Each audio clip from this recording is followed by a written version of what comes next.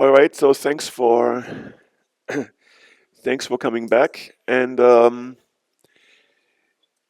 we'll start the second of third lecture. I mean, the ordering is not so clear because we know each other already very well, because 2 is equal to 3, and 3 is equal to 5, so it's kind of all of.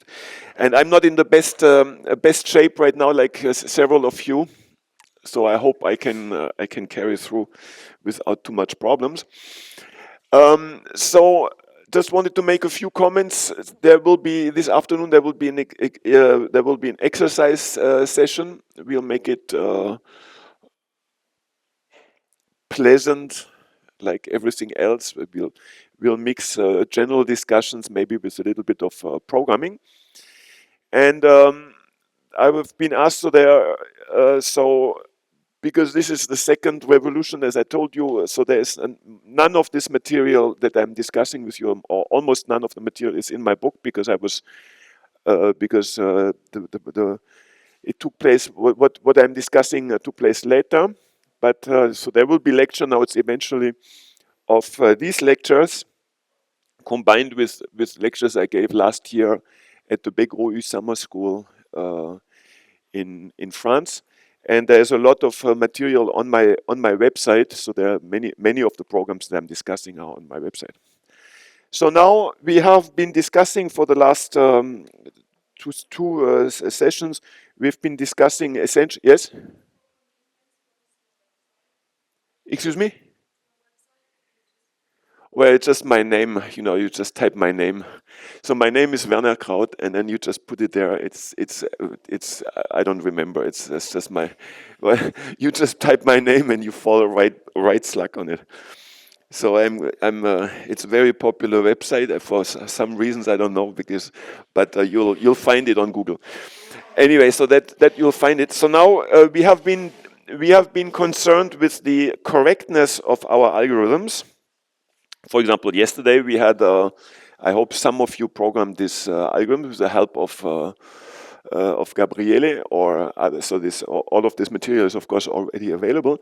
So we were concerned with the correctness of these algorithms, and you will notice that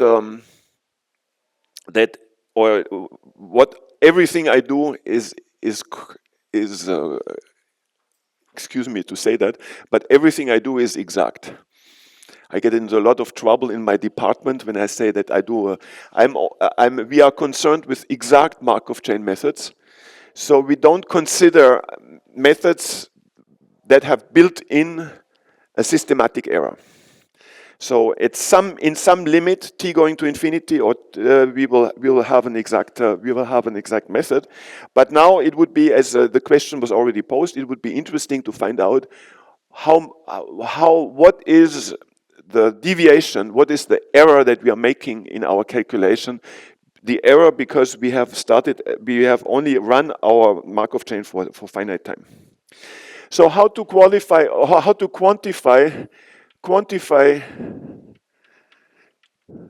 the error in MCMC? That is the question that we pose. Okay, this noise. Can you stop these machines? So the way we do it, one of the ways we do it is we install a metric on the space on our space, and the way it is done, let me just explain it. It is called the total variation distance.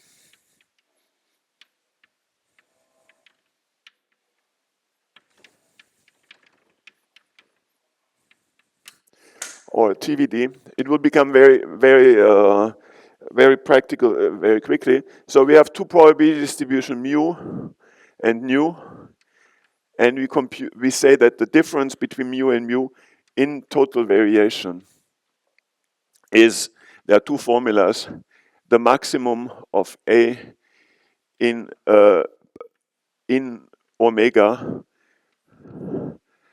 mu of A minus nu of A, and the formula that I'm going to use is the one half sum over all x in omega mu of x minus nu of x. So this is a tiny theorem where this factor of 1/2 comes from. So what it means is we run our Markov-chain Monte Carlo Monte Carlo simulations. We at some time t we start from pi 0. We go to pi of t, and what we are interested in is the difference between, so mu will be pi of t and nu will be pi, so the real Boltzmann distribution, and we compute the difference between pi of t and pi. The way we do it, we go through all configurations, and we take 1/2 the difference. So this is largely theoretic in the sense that in most applications we cannot actually compute the total variation distance. It's also highly contested because in many mathematics books you will find other ways of measuring the distance between two distributions, but I think this is the most useful for us. And of course, as you know me, we will put all of this into examples. So the convergence theorem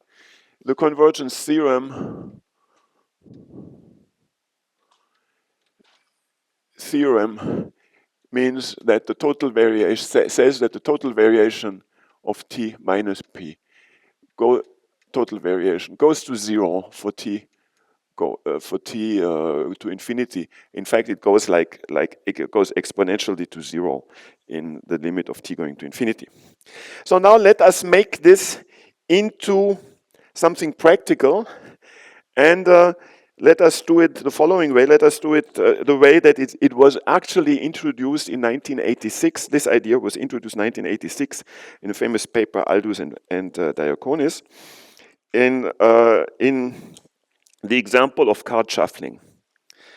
So let us do the following. Let us consider, so this is something that we will program ourselves. So I have 3 cards here. And look at the Markov chain for card shuffling.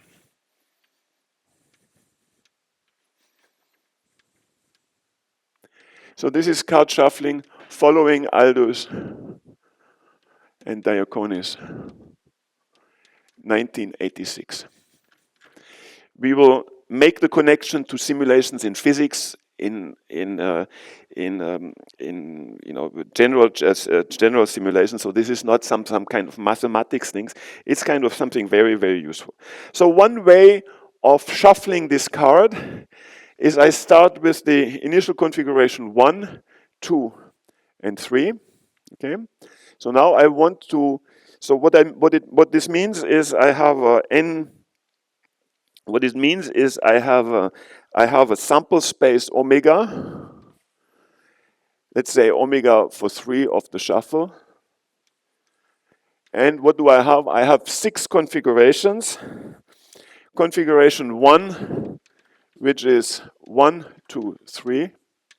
2, which is 1, 3, 2. 3, which is 2, 1, 3. 4, which is 2, 3, 1. I write this down because I'm going to write down a transition matrix, and I made a mistake in just writing it down. So I will need your help in a few moments. So you see there 5 is 3, 1, 2, and 6 is 3, 2, 1. So these are the 6 states, and now I set up a Markov chain, and the Markov chain is the following. It's called the top to random shuffle. I take the upper card and put it back at a random position into my deck.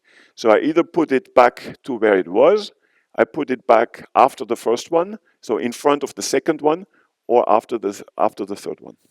Okay, so that's an algorithm. Check. I take it, put it back here, take it, put it back here, take it, put it back here. So let us write down. So let us write the algorithm. So it's the procedure top to random shuffle. So I put in C1 to Cn.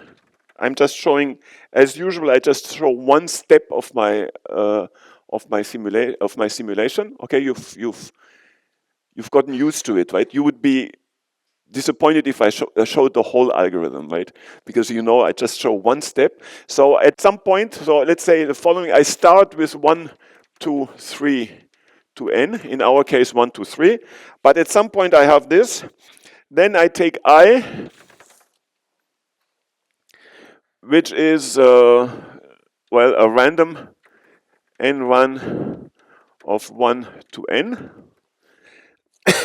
And then I place C1 tilde, Cn tilde is, so now let's do the following. So I place card number 2 on top. I go to card number I. Then I place card number 1. Then I place Ci plus 1, Cn. So initially I had it like this, 1, 2, 3.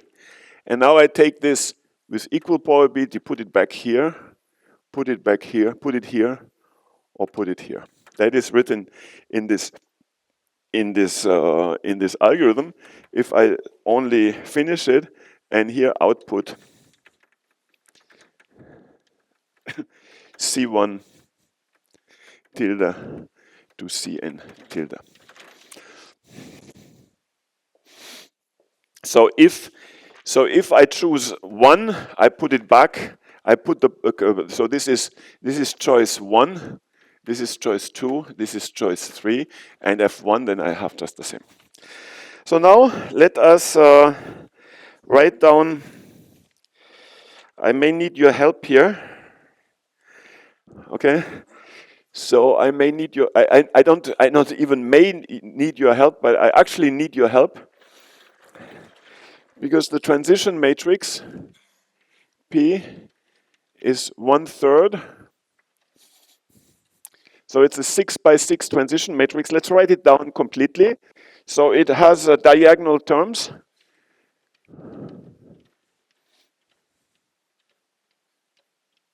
Okay, you agree with that?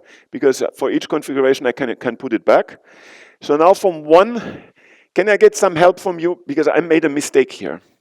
Having, being a little sick, I just didn't copy correct. So if I put the 1, so if I start from 1, I put it here. If I put it here, then it's 1. If I put it here, then I'm at configuration. Okay, so from 1, I go to 3 and, I'm sick, and this makes me also a little, I hear bad, it's just, I think I need more. Okay, all right. From 2, I go to 2 or 5 and 6. From 3, is that true? Is that true? No, I mean, I hear just one voice. I need just several voices. So then check, check, check. Okay, from 4. Excuse me? 5 and 6. Check, check, check. From 5. Is that true? 4. Okay. And from 6. 1, 2, 3, and 4. Okay? All right. Is that correct? It is much better than I have written here, so you are much better people than I am. But okay. All right. So this is you notice something here, that this is a stochastic matrix. So let's discuss that. It's a stochastic matrix, which means that the rows sum up to 1. Okay, let's check. 1, chuck, chuck, chuck, chuck, chuck. So stochastic matrix. Okay, P is stochastic.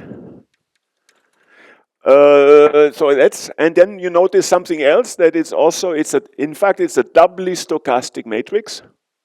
Okay, so it's the rows sum up to 1 and the columns sum up to 1. So it's a doubly stochastic matrix. And what that means is that the stationary distribution, that there is one eigenvalue, which is 1, 1, 1, 1, 1, 1, 1. Okay? So it means that pi is equal to 1, 1, 1, 1 times 1 over 6 is an eigenvalue of this transition matrix. Eigenvalue with eigenvector. How much? Is an eigen, yes, thank you. You know, when you lose it, right? I mean, and eigenvalue. All right. So is an eigenvector with eigenvalue 1. So what this means, and then in addition, is this an aperiodic matrix? So does it have cycles? And it certainly is not an it is an aperiodic matrix. It is not a periodic matrix because you have a probability it has diagonal values. Okay, and because it has diagonal values, you can simply stay where you are, and this means that you may arrive, because you can stay on, you may arrive 5 minutes later or 10 minutes later. You have parking spaces here. You have 6 parking spaces. You understand what I'm saying? You have 6 parking spaces. That means that you can stay. It's what is called a lazy Markov-chain, which means you can stay for a while and then move on. So it is not possible that you are forced to come back after 2, 4, 6, 8. So there is no periodicity in this matrix. Okay, so it's aperiodic.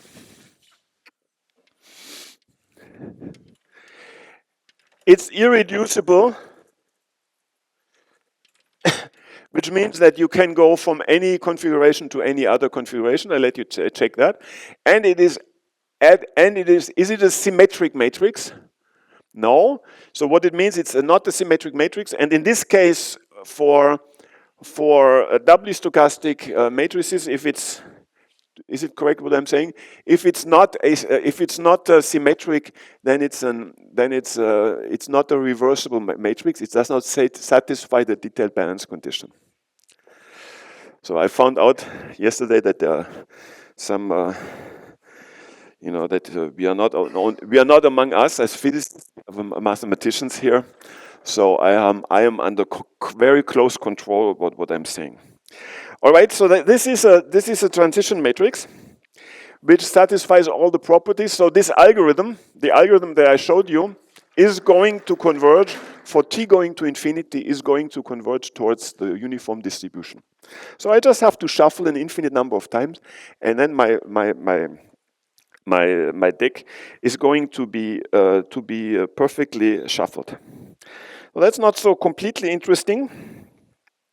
But what I can already say about this matrix, it is we can on my website, for example, I have taken this matrix. I have diagonal. Yes.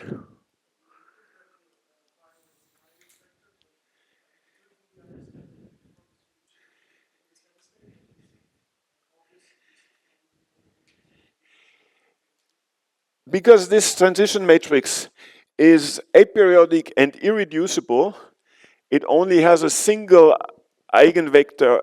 It has only one eigenvector that has eigenvalue 1. All the other eigenvalues are smaller, and that is a way to see that it will converge towards this distribution. Okay, so it will converge towards the uniform distribution at t going to infinity. I have computed, for your pleasure, I have computed the spectrum of this matrix. So the spectrum is 1 over n. Excuse me, 1 over n. So the spectrum is 1 over n, 2 over n. No, I think it starts with 0. 1 over n, 2 over n, n minus 2 over n, then nothing, and then n, then 1. Okay, and I have computed the degeneracies and so on and so on. So it has a gap between 1 and it has a gap of 2 over n. So that is what is happening in this transition matrix. So now I want to make a little copy of this algorithm, or a little variant of the algorithm that we had already here. Procedure top to random, and I do the following. I notice which card. Well, anyway. So that's when I'm in better shape, I make this card with my different fidelity cards in the different pubs in Paris and in Oxford. But today I'm just not up to joking. Okay, so it's credit card and so it's completely uninteresting. That's anyway. So I take one of the cards, orange card. I take it below, and I play my little game. Okay, I play the algorithm. I put it back, for example, here. Then I put it back, then I put it back, then I put it back. All right, you see it here. It has come up. I put it back. And now I give you my credit card. I give you the deck. And this is a perfectly, no, I don't give it. This is, no, I can give it, it's not my fidelity card for my pubs, for my favorite pubs. So now you understand the algorithm. So I start with this thing. I have one card below. You run this algorithm, run this algorithm, run this algorithm, run this algorithm, run this algorithm, and look at when the lower card, the one that was below, comes up. I put it back in, and my claim is that this is a perfect sample.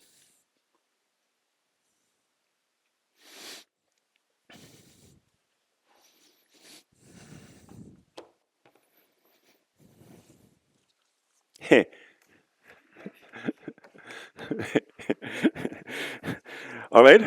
Because you are not yet au bout de vos. So you're not yet at the end of the surprises that come out of this thing here. So we found an algorithm. It's kind of very simple. I prove it to you in 2 minutes. Let me write. I write it later. Maybe I write it later. So why is this? Okay. So now I take. I have the lower card. You agree that anything I put. So if I put this card here, I have the choice of putting it above what was the lower card or below. When I put it below, at the moment, this is kind of uniform. And then when I put again a card below what was the lower card, this one, then I have equal probability to put it here or here. And here and here. So you know that everything that happens below the lower card is completely random.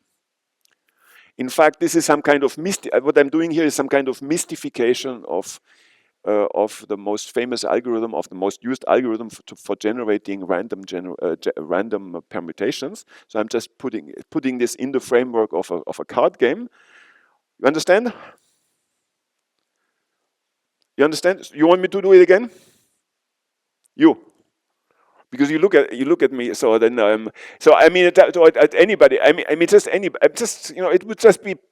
I think it's a waste of time to go out of here without having understood this trick. Right? Maybe it didn't. Okay, let's do it again. I have this card, which is my special card, which is below. everything I do in the, let's call this the basement, the cellar, everything I do in the basement is completely random. I put the first card, then I put the second card in the basement below, okay, in the basement, I put it below or up. It's completely random. I put this third card, I don't put, yes? Because it depends on how the cards were there already. See, okay, thank you. So now, with 3 cards, it's a little complicated. So for example, here, yeah, I have to do it with 4 cards. So let me get my fidelity card of my favorite pub. That is it. Loyalty card. Okay. All right. Let's do it with 4. Okay. Let's do it with 4. So now I have a certain order of my cards. Now I take the upper card, loyalty card, just next to Pantheon, and I put it back in. I don't have a complete choice of how I put it back. So what will happen? So here you see this card is above this card, and it will remain above this card. So I have a memory of the initial configuration. Okay. So this is the initial configuration. T equals to 0.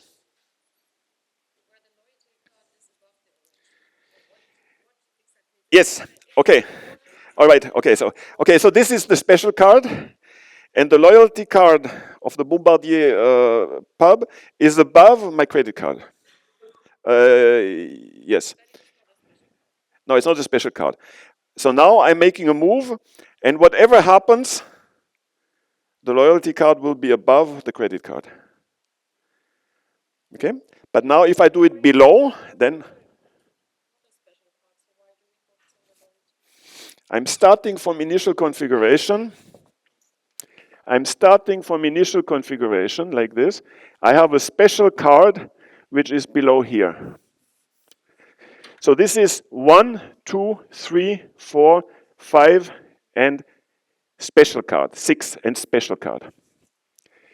So now I put this, if I put it back here, then I may have permutation 2, 3, 1, 4, 5, 2, 3, whatever, but if I put it back here, I still have a memory of where I was before. But now, let me play the game. So now I played. So now I put it below 1. Next one, I take 2, and with equal probability, I put the 2 here, or I put the 2 here. So everything that happens below the special card is completely random. Yes? Yes. I'm just, this is not the most effective algorithm for generating random permutation. The effective algorithm for random permutation puts them below the special card anyway. Okay, but let's not do that. We are just doing a Markov chain here, and that can continue forever, because this other one is not a Markov chain, because it has to finish at some point.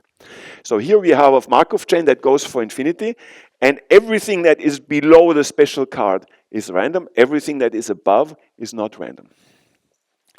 So let's program this. It is written in procedure top to random stop, and I just put here NN. Okay, so it will be completed. You can look it up on my website, but you understand that there is some special algorithm. So I have to start giving it the special card, and when the special card is on top, I put it back into the deck, and then I have a perfect sample. Do you want me to show the algorithm? Let me do it. Ah, shoot. Okay. Top to random stop.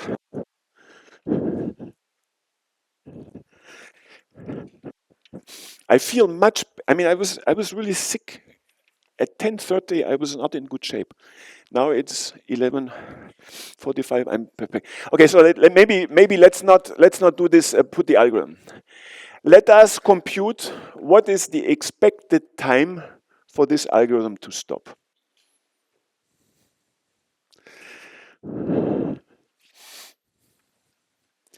Let us compute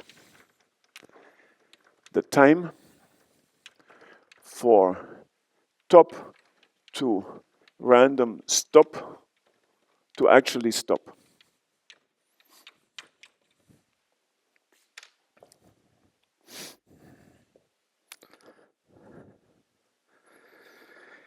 All right. Are you ready for it? Are you ready for it? Okay, what was the special card? What's the orange card? I put it back here. What is the expected time for me to put the card below the orange card? N, right? So the time for stopping is N.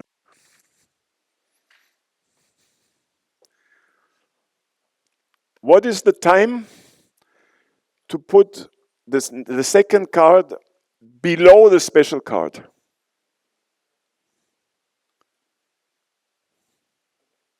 Huh? No. You have two choices out of N. Okay?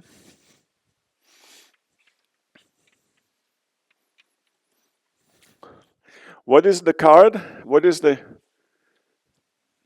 We have two choices out of N, so the expected time is N over 2.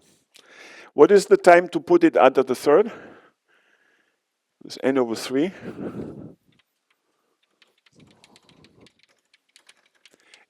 What is that number? That's the Catalan number, right? And it is N log N.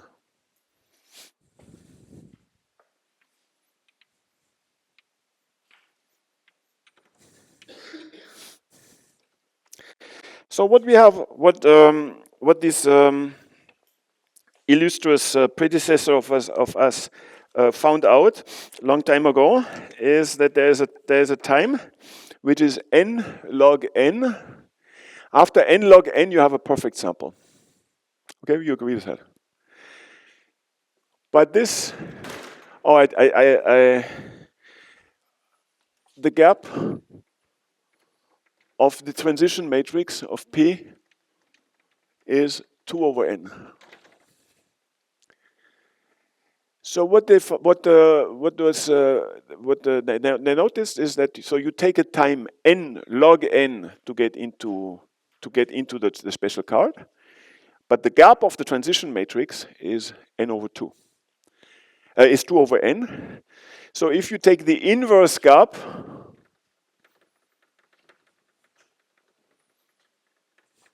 is N over 2.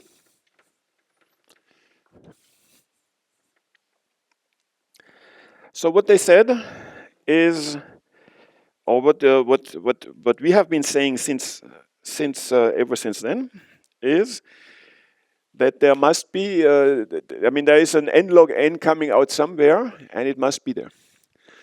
So now let's do the following, just in order to avoid all contestation, confusion, mix-up and everything. Let's just do a little simulation. And on my website, you can find a little program that computes the TVD, the total variation distance, starting from an initial configuration. And it computes at time 2. It computes at time t equals 1, 2, 3, 4 until 1,000, if you want. It computes pi of t. You believe that I will be able to do that? If you put yourself, drink a little cafetino, you'll be able to do it yourself, right? You start from initial configuration. At the beginning, the distribution is a delta on the initial configuration, so it's a Kronecker delta on this. Then afterwards you have n possibilities, and then you have and so on and so on, and you just compute the TVD. So the TVD is the following. So you understand that? So I'm computing the difference. It is the difference between pi of t minus pi in total variation. So I just compute what is the probability to have one of the configurations. So it's n factorial configurations, so you cannot go to very large system sizes, but I can go to 10, 11, 12. That's not a problem. And of course, all of this has been done exactly. So I'm computing the TVD. It starts at the value of 1. And this is time t. And we know, and here I have a log scale. So this is a log scale. So here is 1/10, here is 100th, and so on and so on. So this is log TVD. So it's log TVD. So now what is the following? So I just do it without any, there's absolutely no space for interpretation. It's a curve that looks like this. So here, so this is a scale which is it is e to the minus. This is the function 2 over n to the power of t. So I can take the function 2 over n of t. So that's the inverse gap. So my intuition was not wrong that eventually the corrections to the stationary distribution should go down with the inverse gap, right? Because that's how but this is only after a certain time, and this time here, after which it bends down, is in fact n log n. So what it means is the following: that initially the total variation distance, that means the difference between pi t and pi is absolutely enormous. It is 1. I mean, you can actually plot. I mean, you can plot this, so there's no room for interpretation. This is the truth. This is the truth, right? So this is the truth. So this is the truth. So initially, you learn absolutely nothing. So the TVD is 1. It is 1. It is 1. And after a time, n log n, it bends down and it goes down to the behavior, which is the asymptotic behavior, which is 2 over n to the power of t. So this has led to a development which is called the mixing time, which was completely absent from all analysis in mathematics, in physics, in chemistry, in biology. It was completely absent from all our analysis. So let me explain what the mixing time is. The mixing time, or first of all, we call the distance at time t. The distance of time t is the maximum of x in omega pi t starting from x minus pi. So which is nothing else but 1/2 over pi of t of x minus pi of x absolute sum 1/2 the sum over x in omega. That's the distance. That's what we call the distance at time t. And it contains, we will discuss that, it contains a little... Oh, I don't have who is the president today? I mean, who is because you have to stop me. You do it? No? You can do it? I mean, so then we have to stop at 5. Okay, you okay. You're absolutely okay, Patrick. Okay, 5 minutes. All right, so... Okay, so now, so there is a distance between this distribution, which is dt, and we call the mixing time of epsilon is the minimum of the times of t such that dt is smaller than epsilon.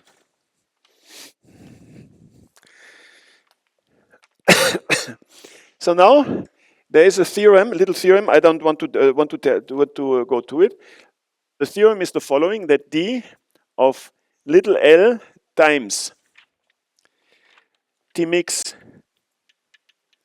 of epsilon is smaller than 2 times epsilon to the power of L.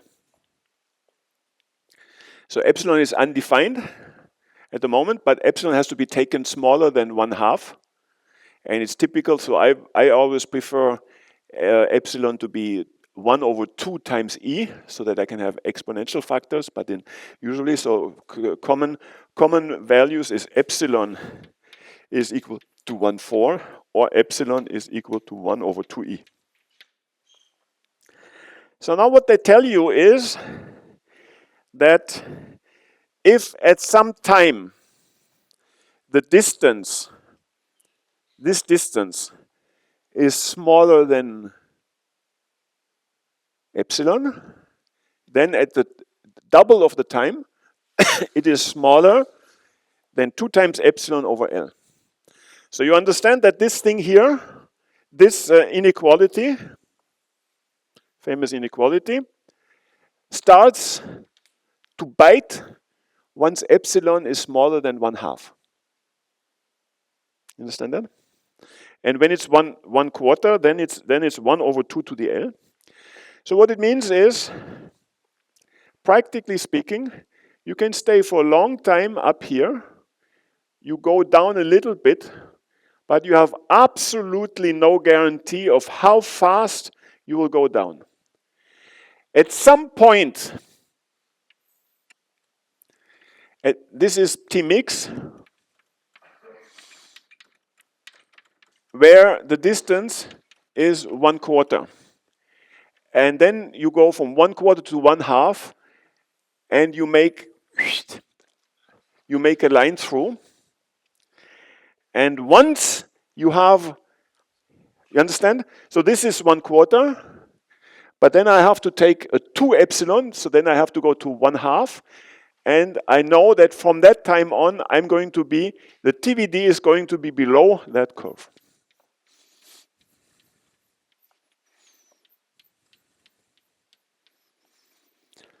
All right, so that's my story. That's my story for the first half. But I mean, 2 minutes, okay? Is that what you're saying? Or excuse me? That's a physical system. I mean, come on, my card game is a physical system. Okay? So what I'm telling you is, there is, okay, but I mean, I understand your point. So here, there is a time scale.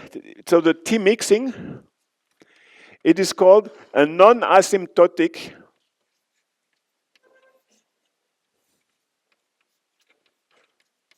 time scale. Which means that it's a time scale which gives you a guarantee for all times to infinity of behavior of your Markov chain. But eventually, you will go down in mixing from you go down from here to here. So so it's a non-asymptotic time scale in the sense it exists only once. It's in the initial approach of distribution towards the distribution of pi t to pi. So it takes a lot of time to understand that. So it's a non-asymptotic time scale. And maybe just in response to your question, in physics we have them everywhere. For example, a non-asymptotic timescale is coarsening dynamics. It's how a physical system develops bubbles, makes these bubbles bigger, and then comes into when you have a coexistence of phases in the Ising model or in particle systems. You have lots of asymptotic timescales. So now let me just conclude from the first hour. So there are 2 times: mixing time, relaxation time. Relaxation time is the inverse gap. Mixing time is the time where the distance, where the TVD, let me just call it like this, goes below 1/4 or is below 1/2. Before the mixing time, so the mixing time can be much larger. So in the problem of the card shuffling, just to understand, you understand the mixing time, what was it? I mean, what is it going to be? It is going to be n log n. So the mixing time is n log n. The inverse gap time is n. So the mixing time is always larger. And it can also be much larger. It can be much, much larger than the T relaxation time. And the mixing time is the relevant non-asymptotic time scale for simulations.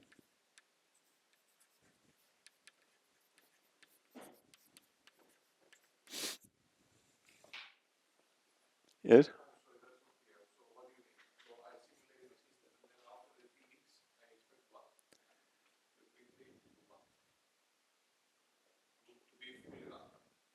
No. So what? After the mixing time, you start into a regime where you get better and better.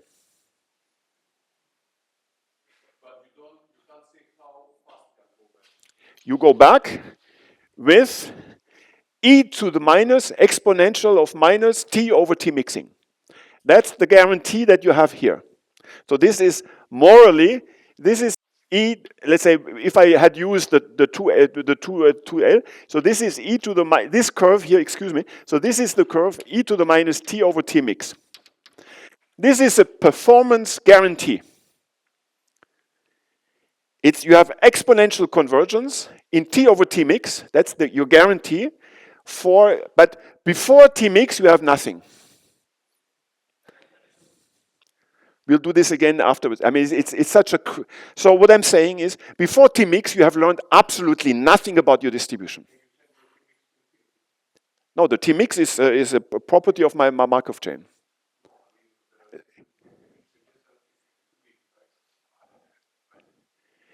Any irreversible aperiodic Markov chain has a finite T-mix. I don't know, yes, of some, every finite Markov chain has a finite T-mix. Can be very large. But your point is completely correct. So what I'm saying is, if the mixing time, exactly, so I will tell you about my life, my real life is the one. I was working on a problem. The mixing time was, that we computed later with the old algorithm, was 13 years. Hundreds of papers were written of Monte Carlo results with a mixing time that was 13 years. All of these papers are complete, excuse my French, rubbish. Because the theory of Markov chain tells you that below the mixing time, it is not that gradually you learn better, you learn more. It's not like that. It's not that doing little you learn little, and then you're doing little more, you learn more. So you stay up here for a long time, you learn absolutely nothing. But okay, let's make a break. We have to come back to this discussion. It's the absolute essential discussion in all of Markov chains. Do you learn something in a problem where the mixing time is 13 years by doing a 1-year calculation? And my answer is no. You learn absolutely nothing. Do you learn something if your time scale is 13 years or 26 years?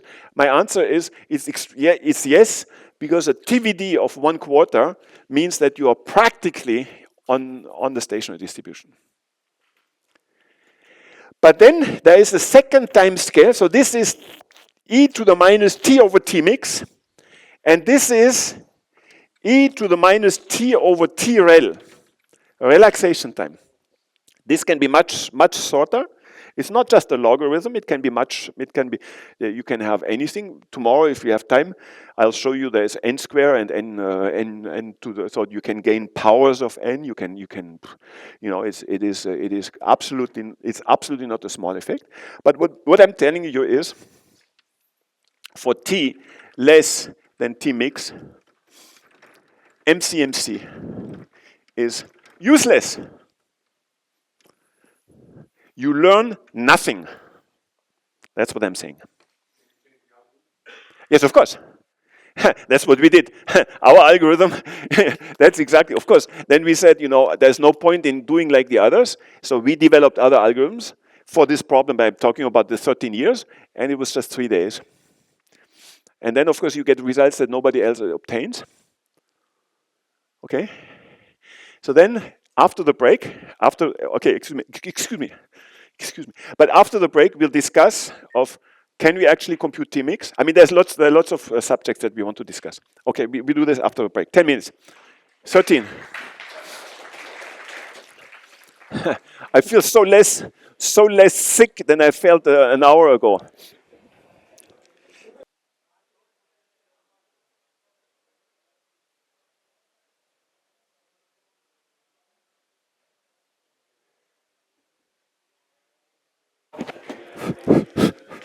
Okay.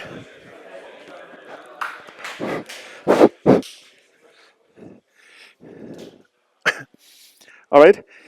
So thanks again for the interest. Let's spend 10 minutes. It's famous 10 minutes, which is also extensible. But let's spend 10 minutes on the discussion. Because what I'm telling you here is kind of essential. So let's resume. Let's wrap. Let's sum up. We have a transition matrix.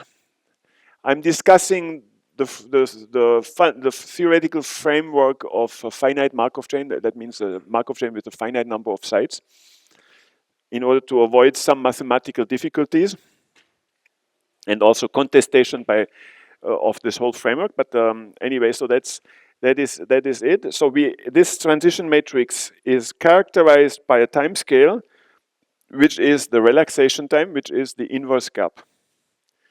And it's easy to understand. I mean, from doing a simple eigenvalue expansion, even for non-reversible Markov chain, it is clear that asymptotically, so this is TREL, relaxation time is the inverse gap, or the inverse absolute gap if you have a complex spectrum that we can also have.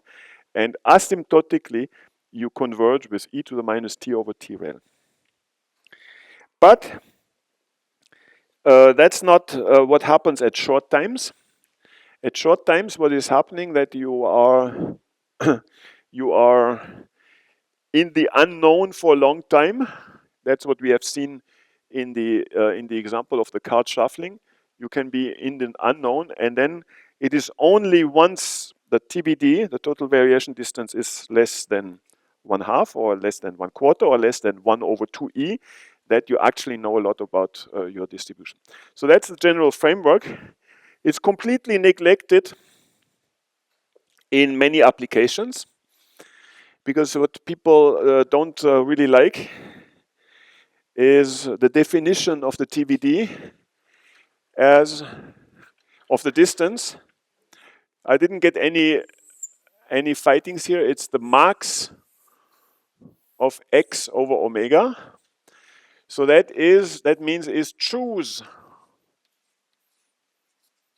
the worst initial configuration. Right? This max over x of omega means that our measure of how good the algorithm is, the measure of goodness of the algorithm is the mixing time. But there can be, I had this discussion over at the coffee machine. Of course, there can be, a good algorithm has a smaller mixing time, and my whole life is not my whole life, but part of my professional life. Don't think I'm completely crazy, but so part of my professional life is dedicated to finding algorithms that have a smaller mixing time. So now this is the question. Many people say that this is not what we want to do. What we want to do is that's called the French bottle principle of simulation. They say a good initial configuration is like a good bottle that you have in your cellar. So what people very often try to do in practical calculations, you start with an initial configuration which is good, which contains already the solution, right? Almost the solution. You can get Nobel Prizes for that, of course, because many calculations for example, in biological physics are done with initial configurations which are already almost good. And then you do a little calculation, and you will not be surprised that the outcome will correspond to your initial choice, right? Because that's if you if you do it like this, if you put an initial choice, you stay in the initial choice. So here the statement is that if you actually want to do computing rather than just running the computer, you should have an algorithm that is that for a worst initial configuration gives you a good result. What we also discussed in front of the coffee machine is that so this factor of 2 in fact comes from the fact. Where is this factor of 2 coming from? It's in fact it is what is the result if I start from an initial configuration X. And what is the result if I start from another initial configuration Y? So this factor of 2 comes from the fact that you can look it up in the book. You can look it up, and that what it says is that at the mixing time, you forget where you started. So in most cases, in practical calculations, you are unable to compute the TVD practically. That's not possible. You know, it's just not possible, but you can keep what you learn from it, you can keep it. So for example, you should have an independence, you should start from 2 completely different initial configurations, and statistically the result should be the same. So that's one thing, and then you see here, so that again is, that's a message for in practice. So at t less than t mix, you learn nothing. That is here. So then I was asked also to give an example. And an example that comes to mind, because I've suffered from it for a long time, is you take a physical system. It can be a spin system or particle system, and you have the competition of 2 phases. So, for example, let's say you have a liquid, and you have a system which can be in a liquid or in another phase. It can be a gas or a hexatic. In my case, it was a hexatic phase. And the stable state at t going to infinity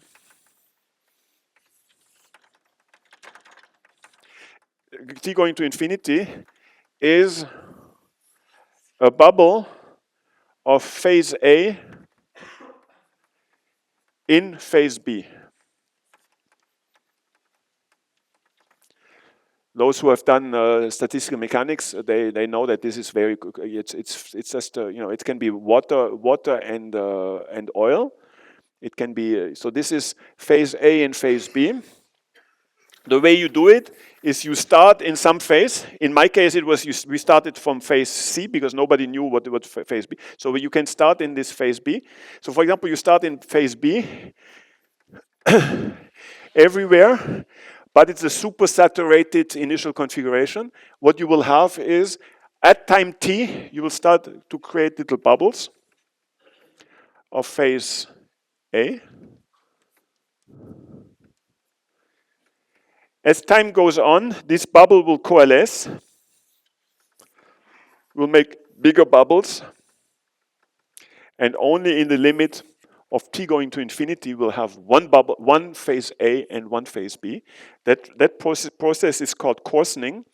It's governed by a law that goes back, that has been discussed by Lifshitz. It's the Lifshitz law for the coarsening dynamics. It's a dynamics which is only in physics we call this non-equilibrium, but we are unfortunate to say that. So that's the mixing time dynamics. So you go through phases and phases and phases of A and B and B and A, and then after a long time you will go into this phase. So that's an example. That's an example of mixing time. So once you have created, so basic thermodynamics tells you that the physically stable state is only one bubble of A in an environment of B. It cannot be 2 bubbles or 3 bubbles or 4 bubbles. You only have 1 bubble. And once you are in that state of 1 bubble, you'll never get back to the state of 1,000 little bubbles. You never go back. So that's one example here of this dynamics. So this picture here, as I told you, was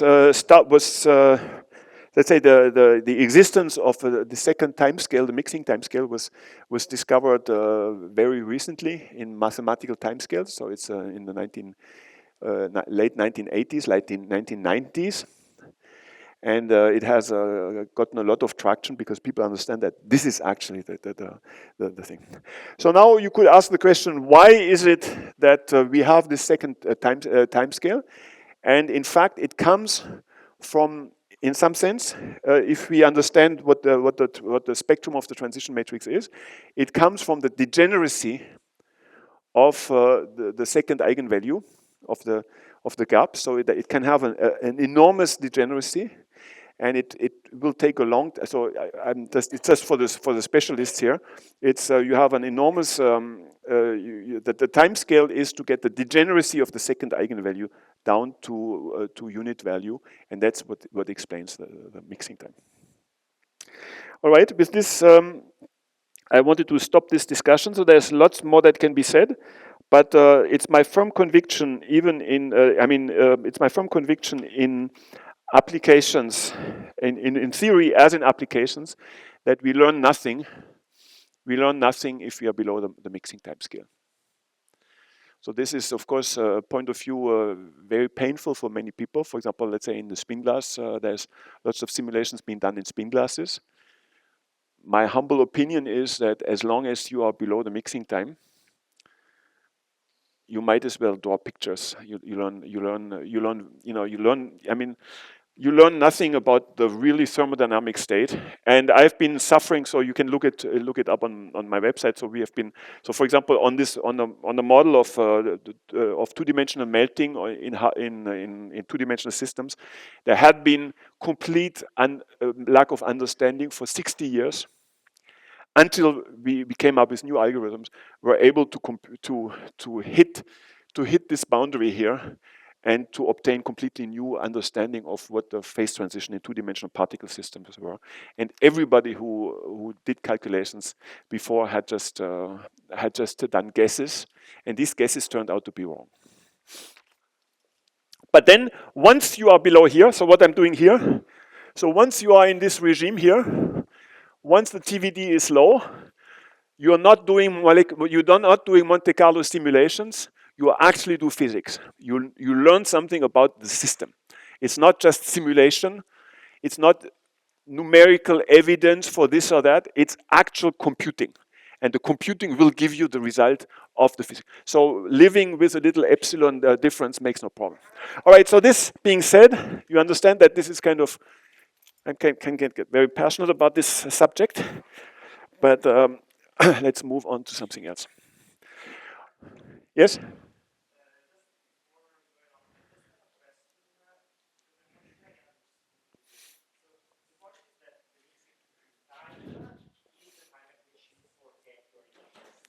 Yes.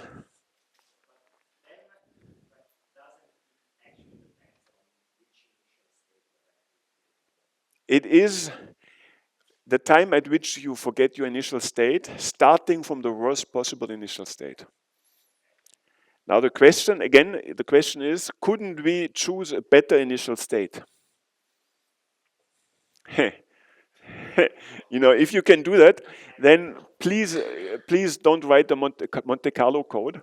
If you know what the answer is, then publish your paper before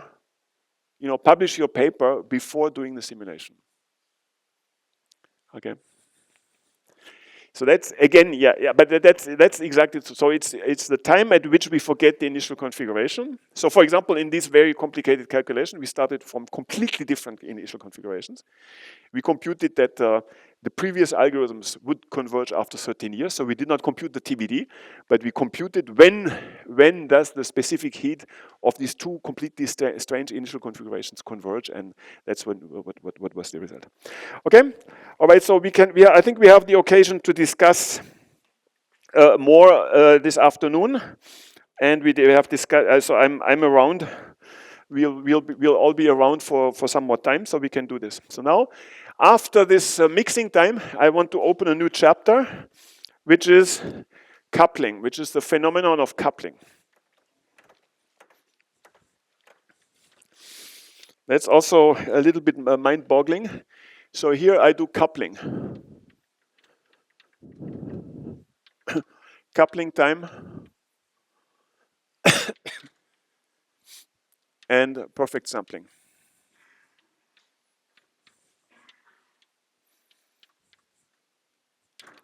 So this goes, what I will discuss now goes back a long time in mathematics. There was a famous French-German mathematician called Vincent Deublin, who lived in the 1930s. He was a German refugee in France, got his PhD at ENS, and then disappeared. And he introduced this concept of coupling in mathematics, in the mathematical analysis of Markov chains. Then this took a long time. And in 1996, a paper came out by two mathematicians called Prop and Wilson. Wilson is one of my collaborators, and which, in my opinion, is the second best paper ever written in the theory of Markov chains. So that's what I want to explain to you. The first best paper, so that's the second best paper I will explain to you. The best paper is, of course, the Metropolis, the original Metropolis paper from 1953, that I recommend you to read also, because it is one of the most cited papers in all of science. It is one of the most cited papers, but it's not really read. But anyway, so that's let's say that's the level at which I'm discussing. So I'm discussing it in a very simple case. I have 5 sites. So these are my 5 sites, and I'm doing a diffusion. So I'm even simpler than what I was doing before. So I have 5 sites, 1 to 5 or 0 to 4. Yeah, let's do it 1 to 5. And I want to have a Markov-chain Monte Carlo algorithm that starts, you know it already, it starts at t equals to 0 at configuration 1. And it's just because I'm mischievous, so I put it there. And then I want to have a diffusion algorithm that, as time continues, will get me into equal probability distribution of the 5 sites. Very, very simple. You understand? Right? So I want to have an algorithm that does it. So the way I do it is the following. I'm at configuration I, and with probability 1/3 I go up. With probability 1/3 I go straight. With probability 1/3 I go down. But now you've understood it already. If I'm on configuration 1 and I want to go down, what do I have to do? No periodic boundary conditions. What do I have to do in order to satisfy the detailed balance condition? Straight. Okay, so if I go down, if I want to go down, and that's not possible because I don't have periodic boundary condition, I go straight. So for this configuration, I have a probability of 2/3 to go straight and 1/3 to go up. And that will actually implement the flow from 1 to 2, which is 1/3, the flow from 2 to 1, which is 1/3, and that will satisfy the detailed balance condition with the equal probability law. So what I'm doing now is like this. So I start here, then maybe, so this is time, this is t equals to 0. This is t equals to 1, t equals to 2, t equals to 3, 4, 5, 6, and so on and so on. And there's a little program that we can write. It will take exactly 3 lines. So let me just for the heck of it, the way I write this is like this. X becomes minimum.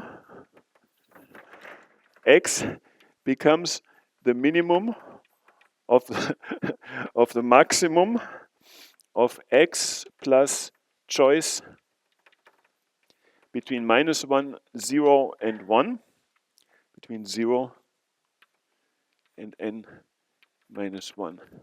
Okay, so that's, so here 0, n minus 1. Okay, so then So I move with probability 1/3 up and down, and if I'm falling down, then I take a minimum, a maximum, whatever. So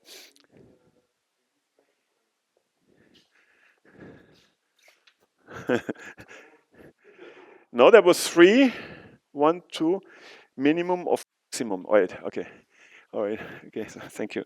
All right, so that's a little algorithm. You will not be surprised that if we do a histogram, if you are interested in looking at it, then we can do a histogram. We can compute pi at time t of x as a function of x, and it will be a function which goes like that. Okay, you understand that?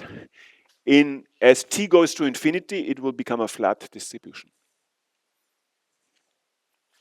All right, so that's not complicated.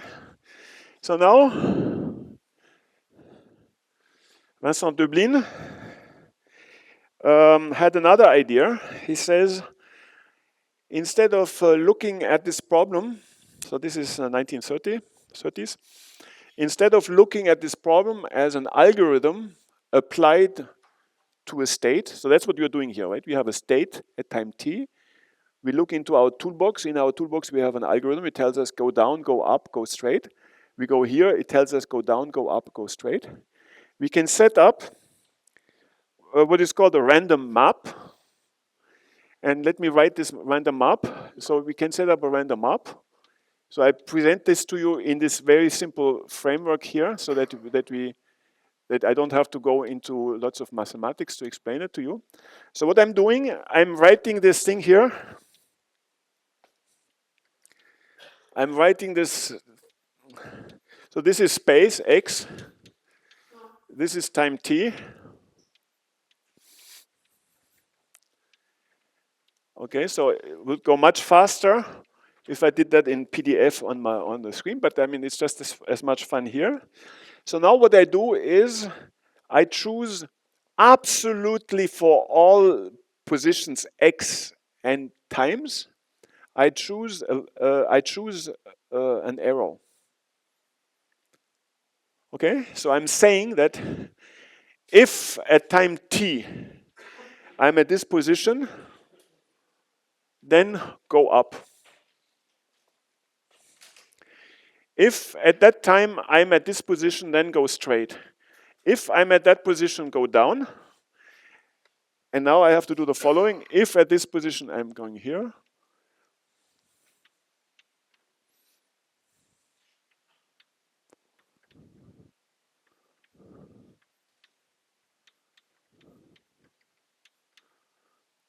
you understand what I'm doing here? I'm filling in what is called a random map. Okay, I'm filling in absolutely all positions at time t, and I fill them up with arrows. And these arrows, with probability 1/3, they go up. With probability 1/3, they go down. If I reject them, I go like this. I do it like this. So everybody has an arrow. Maybe I stop here in the interest of time. Okay, so that is something that I can do. And now I'm completely free to choose my initial configuration and start my simulation. Understand? So for example, I can choose my initial configuration here, and then my state at time t.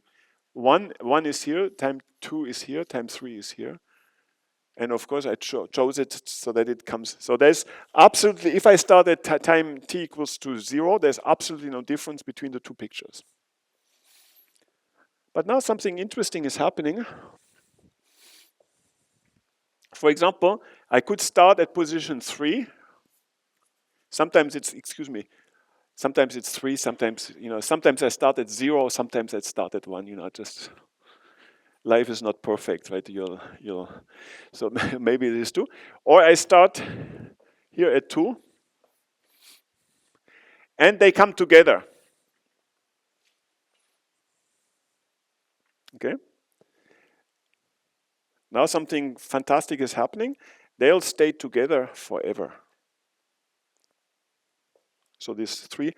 So if I started here or if I started here, then I went here. Then I continue. But then you see here, if I started here and here and here, it just then Then I go here. So these three have coupled here. That's called coupling. And let's say, just for kicks. I mean, I didn't do it with. They're the very strong people who can draw a picture like this out of nowhere, and it comes actually. It's even as good as the PDF that they worked hours. So, but you believe me? So here, these have coupled. They have coupled, and let's say at this position, all initial configuration have coupled. Yes.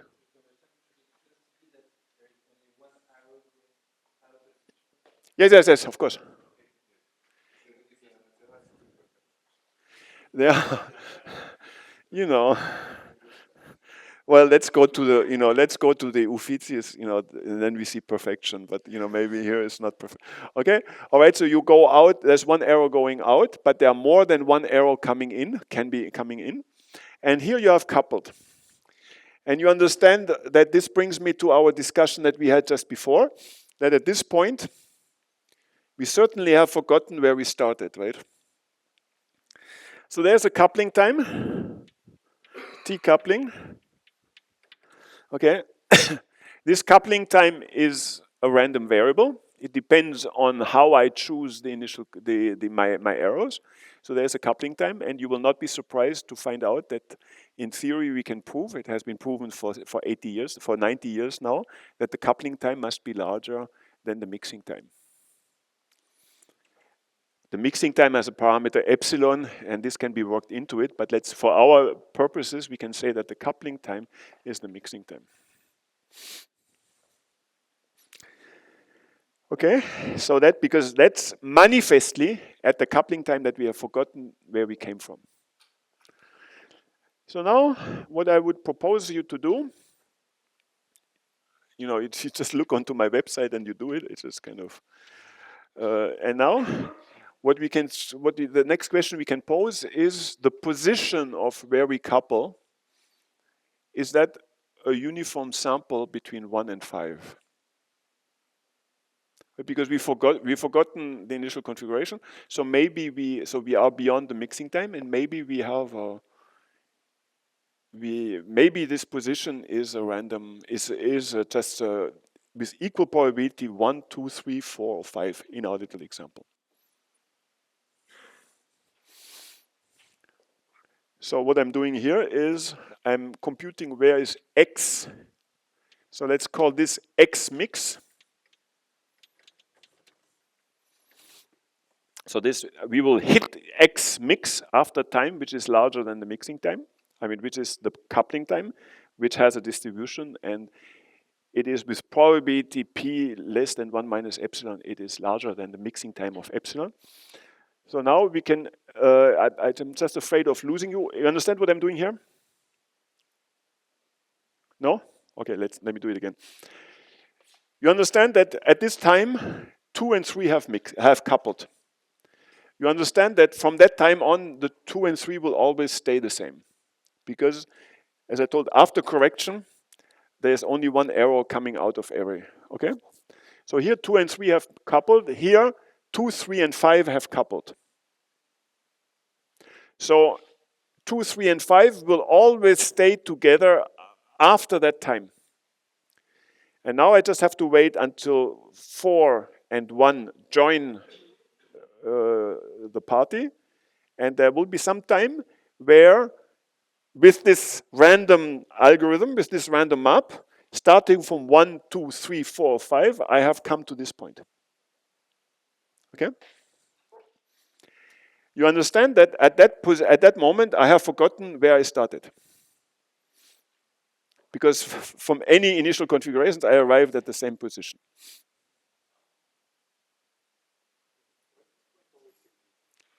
Why does it exist? Well, because you have a finite probability at time t to get, because let's say it is because it's an irreducible aperiodic Markov chain. So pi to the power of t is a positive matrix, and so this must exist. So you have a finite probability at that time to reach this point, and so that it has a finite probability to reach from 1 to this point, from 2 to this point, 3 to this point, 4 to this point, 5 to this point. So there is a finite probability, and it has a concentration property. So once you have couple 2, then you couple 3, couples 4, and you just wait until everybody has coupled. Let's say in this example, we can do it this afternoon. We can just program it, and you see that this time exists. So this coupling time, T coupling, expectation of T coupling is larger than T mixing.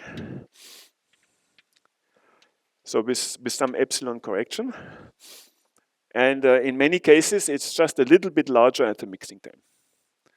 So again, it depends on the algorithm, and very good algorithms are the very good algorithms that have the coupling time close to the mixing time.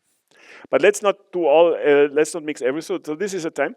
So now the question I can pose: you accept that argument? I give you a 5-line program, and you can check it in this little example, and then we can do theory later. Okay. So this time exists. They come together. It's just after a certain time, half of the configuration have already mixed, and then they just accumulate. It's just like they accumulate more points, and at some point they will have all this. So now what I'm saying is the following. Now we can compute the following. What is the probability of X mix given as a function of X?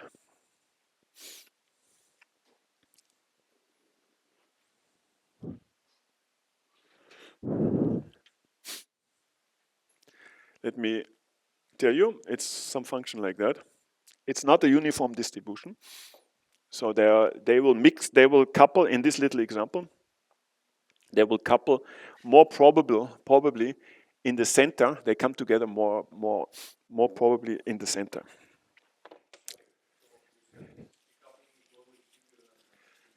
Yes. Yes.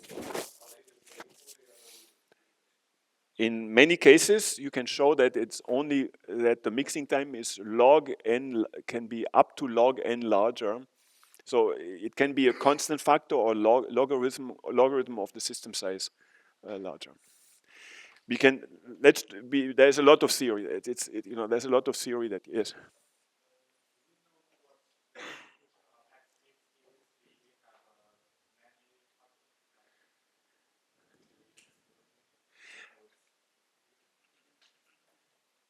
Yes, of course. I mean, yes, of course. Let me pull your question apart. I wouldn't be talking about this if it was restricted only to a single particle on 5 sides. So this framework can be used to many particle systems. Can be used, for example, in the Ising model in 2, 3, 4 dimensions, so we have a practical algorithms to make sure that the 2 to the 64 configurations have all coupled together. We can discuss that later. So it's a practical, it's not completely, but anyway, so it goes much beyond this little framework here. But let's understand this little framework. So now, this idea that the coupling time is larger than the mixing time, you understand it. You understand it intuitively why it's like this, because at that mixing time you've forgotten where you started. But then, so I'm coming now to this paper of 1996, Pope and Wilson, because what they said, so the story is even more interesting. These are mathematicians, and once in their life, they wanted to do a Monte Carlo simulation. Right? So they wanted to do a Monte Carlo simulation, but they didn't look up in some book. They invented something completely new, because they wanted to do a Monte Carlo simulation. So what they did. Here's the following. Let me show the following. And it relates to what many of you are doing. So they did a Monte Carlo simulation. In this, they did it in the Ising model, or in hard sphere system. So it's in non-trivial models. I'm just showing it in a trivial model. And what they said is, that this coupling time and the position x has a little flaw. And with this flaw, you still have to wait until you are at t going to infinity in order to have a random sample. I mean a uniform sample, and in order to sample from pi. So what they did is, so then you have to work very hard into the night and next day and so on. But what they said is something very similar what many of you I think are doing when they're doing complicated time-dependent calculations. It's called it's not exactly the same thing, but it's the same idea that you do in Keldysh formalism in quantum dynamics. So what they said is, let's start at t equals to minus infinity.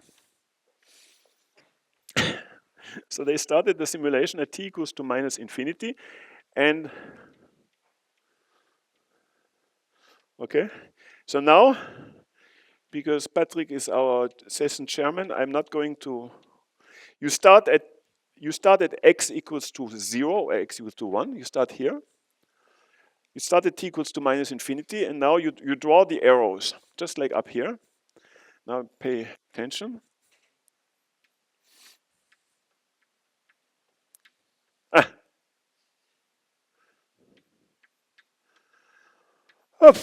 You know. So anyway, so this continues. I draw the arrows. You know, there are many arrows. And then you stop at t equals to 0.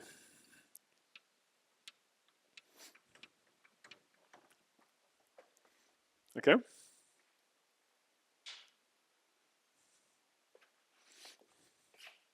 On my website, you see it much nicer. So then you are, for example, here at t equals to minus 14.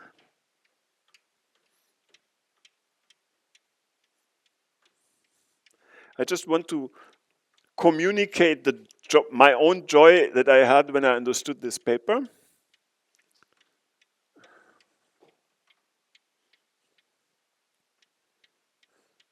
All right. So now you understand that the simulation that started at t equals to minus infinity, once it reaches t equals to 0, it will be a perfect sample. You understand that? Right? We understand we have an aperiodic irreducible Markov chain, and if it runs for an infinite time, it will be a random sample. All right? So what it means is, so I start my simulation here. Okay, I start it here. And once I get here, then this is a perfect sample. So now the problem is just to compute where am I at t equals to 0 if I don't want to do this infinite amount. So what they said is, well, you know, maybe at t equals to minus 14 I was here. Or maybe I was here, or maybe I was here, or maybe I was here, and maybe I was here. Then you take this picture from there, you plug it into here, and maybe going back to t equals minus 14 allows you to couple. So maybe it couples here. So this picture here, it couples here. And then you just carry it on for a little time. And then this is a perfect sample.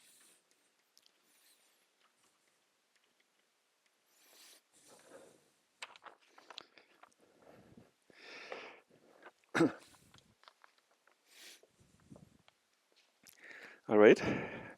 Thanks for your attention.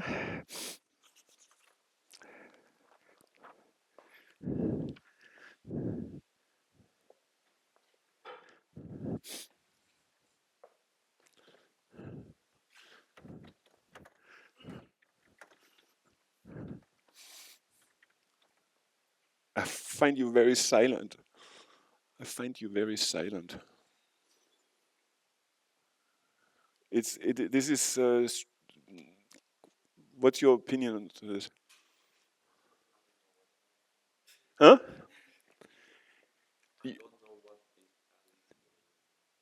You don't know where? What is happening? We have a perfect sampling. We have a perfect sample. So let me do it like this. maybe now we actually need a program, procedure. And this is called procedure coupling from the past.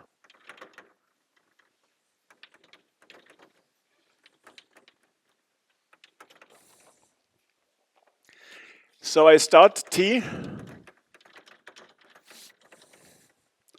I go back at time. So this is T dot. I go back at time T, which initially is 0. I'm just doing a simple algorithm here. And then I do the following. I do a while true. Do the following. T dot is equal to T dot minus 1. A of T dot is a bunch of arrows.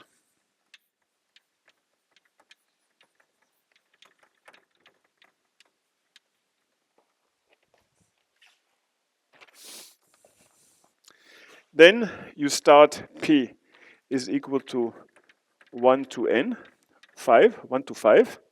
You start, so you, what I'm doing here is you have drawn all the arrows.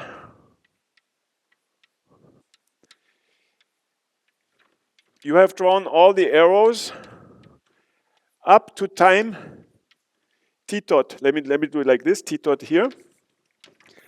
I have drawn all the arrows up to time T dot. And I'm checking whether from that time T dot, if I take all 5 initial configurations, I have converged towards the same state. If not, I keep these arrows and I draw more arrows.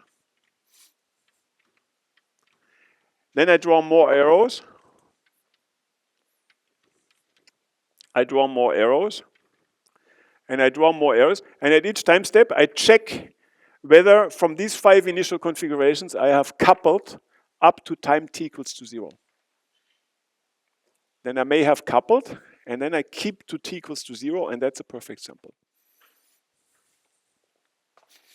Let me continue here. For t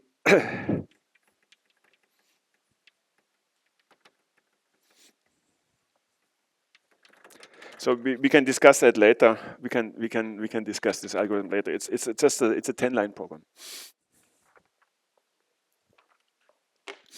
So that's the so with this approach, so what I'm doing here is I'm drawing arrows more and more up to time equals -2, -3, -4, -5, -6, -7, -8, and so on and so on. And at each time step, I check whether I have coupled at t equals to 0. Go back, coupled. So now if I have coupled, then I know from that time, for example, if that happens here, then I know from this time here, I will have coupled here, and then this configuration. So then this allows me, so I have come here at some intermediate stage, which I don't know, but whatever this intermediate stage, I will have come to the same state here, and this allows me to say that I have done an infinite simulation from t going to -infinity to t equals to 0. So I have this little program on my website. We can discuss it later. And what I'm telling you is that this completely trivial program has a position pi of x as a function of x, which is completely 1/5 for each configuration. There's absolutely no mistake made. We can discuss it later. So we have, with probability 1/5, you'll end up at 1, with probability 1/5 at 2, 3, 4, or 5.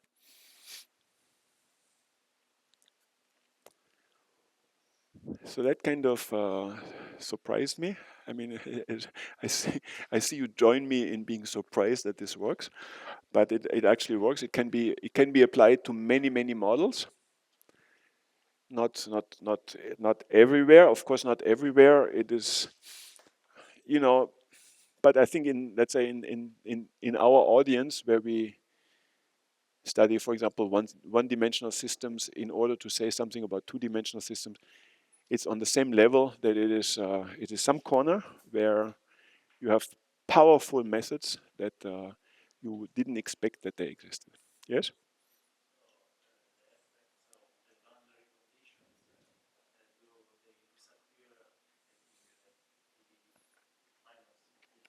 Yes. So let's say you have a convergence which is e to the minus t over t relaxation, and this t over t relaxation is absolutely zero because you started at minus infinity.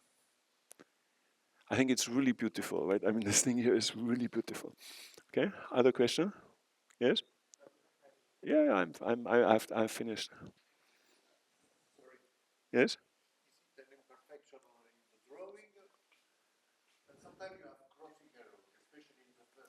Doesn't make a problem. You can have crossing. Doesn't make a problem. I did it on purpose that we had this, so this doesn't.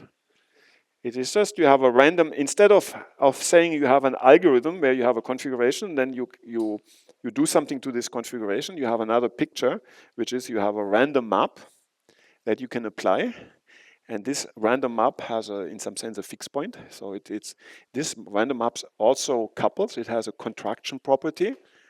So you always get you get smaller. It has a contraction property, and that is what is used completely brilliantly in these algorithms that I use a lot. But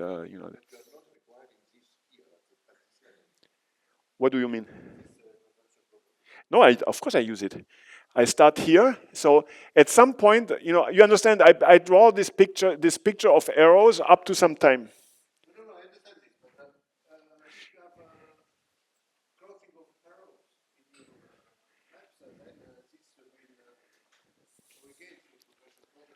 No. You can very well have it like this. You go like this, and you go like this, and next time you go like this, and here you see, So then I have moved out, and then I come back.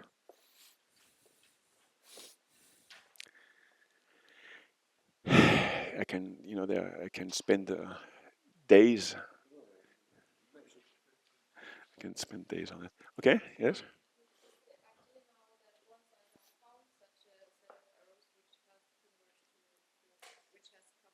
Yes.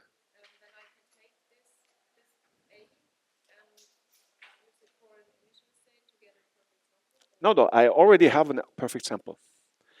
So I have these arrows. So what I'm saying is putting more and more arrows here as time continues. At some point, I will couple at position here, and then I can carry it on to t equals to 0, and I have a perfect sample. No, it's the position. It's the position at t equals to 0, which is a unique position starting from these 5 sites. That means from back here. Maybe we do this this afternoon.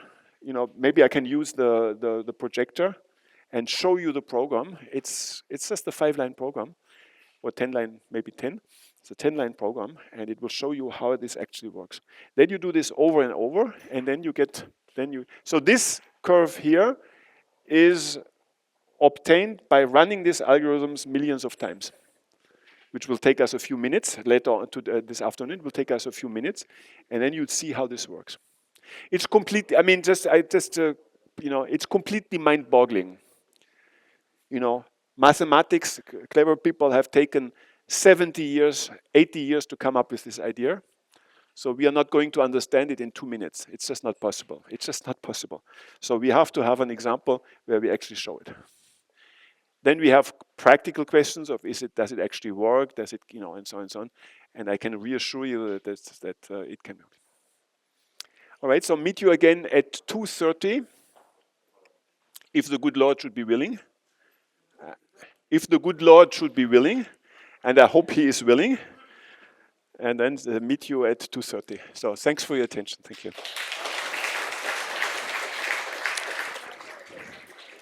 So let me announce that tomorrow